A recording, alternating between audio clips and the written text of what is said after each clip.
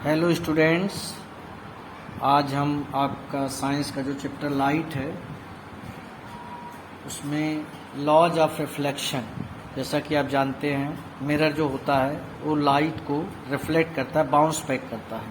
तो bouncing back of light is known as reflection. मतलब जो लाइट जाए वो रिटर्न वापस आए उसे रिफ्लेक्शन कहा जाता है। और रिफ्लेक्शन मिरर देते हैं। तो there are two types of mirror, concave mirror and convex mirror. ये सब बातें बाद में। सबसे पहले लॉज ऑफ रिफ्लेक्शन। कोई मिरर है, सपोज कर लीजिए ये पॉइंट हम सेलेक्ट करते हैं, यहाँ पर कोई रे आके इससे टकराएगी। तो इस पॉइंट पर जो परपेंडिकुलर होता है उसे कहते हैं नॉर्मल। क्या कहते हैं? नॉर्मल। ठीक है। अब एक रे आई इस पर, मान लीजिए ऐसे, ये रे कहलाती है इंसिडेंट रे। क्या कहलाती है? Incident ray. और ये इंसिडेंट रे नॉर्मल से जितने का एंगल बनाती है उतने का ही एंगल बनाते हुए, यानी अगर मान लो 30 डिग्री का एंगल बना रही है तो 30 डिग्री का एंगल बनाते हुए रिफ्लेक्ट हो जाएगी। एरो आपको शो कर रहे हैं कि यहाँ से रे आई, इसे इंसिडेंट रे कहते हैं, इसे रिफ्लेक्टेड रे कहते हैं, reflected ray.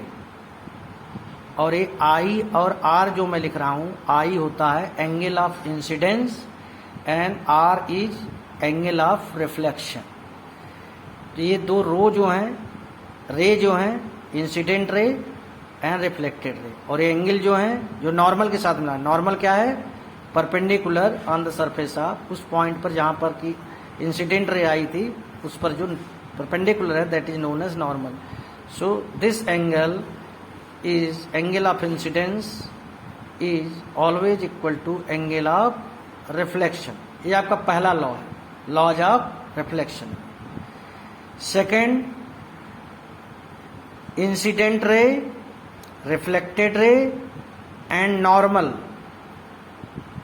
All lie in the same plane.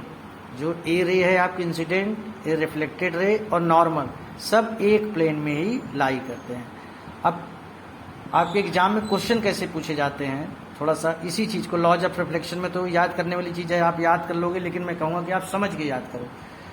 क्या है कि मान लो ये दिया हुआ एग्जाम में कि ये एंगल जो है, ये वाला एंगल 50 डिग्री है। Okay, what will be the value of this angle. तो आपको बता दूं ये परपेंडिकुलर है, ये पूरा एंगल 90 डिग्री का है, जिसमें इतना पोर्शन 50 का हो गया, तो कितना बचा ये? 40 डिग्री। कितना बचा? 40। 90 में से 50 माइनस करेंगे तो 40। जब ये 40 का है तो ये भी 40 का होगा। क्यों? Angle of incidence is equal to angle of reflection. So you have to learn, याद तो करना है आपको जो दो पॉइंट्स दिए हैं आपके एनसीईआरटी बुक में, laws of reflection, but at the same time you must understand कि ये angle of incidence, angle of reflection होता क्या है। इंसिडेंट रे नॉर्मल के साथ और रिफ्लेक्टेड रे नॉर्मल के साथ जो एंगल बनाता है उसे ही एंगल ऑफ इंसिडेंस और एंगल ऑफ रिफ्लेक्शन कहा जाता है। Thank you.